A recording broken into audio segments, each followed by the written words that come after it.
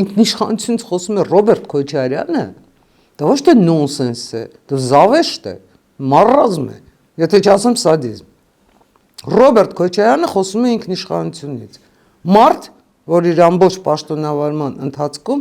մաս վաճառքի անեց Հայաստանը։ Խոսում է ինքնիշխանությունից, խոսում է տնտեսության զարգացումից։ Եվրամիության հետ հարաբերությունները կարգավորելուց։ Վազգեն Սարգսյանը քաղաքական որոշումով եկավ ու արդյունաբերություն վերագործարկեց։ Ինչ Վազգենը չէր հասցրել, շարունակեց Արամ Սարգսյանը։ Նայրիտի բացումն էլ հաշվի առած։ Հետո ինչ եղավ։ Ինչ եղավ հետո։ Այդ ինչի բոլորը այսպես հերթով գեղեցիկ փակվեցին ու դրվեցին Ռուսաստանի ոտքի տակ։ Ու դա ինքնիշխանություն է, ու դա տնտեսական անգ։ Եվ հիմա Ռոբերտ Քոչարյանը գալու է էլի այդ քաղաքականությունը վարի։ Հարցեր են, չէ։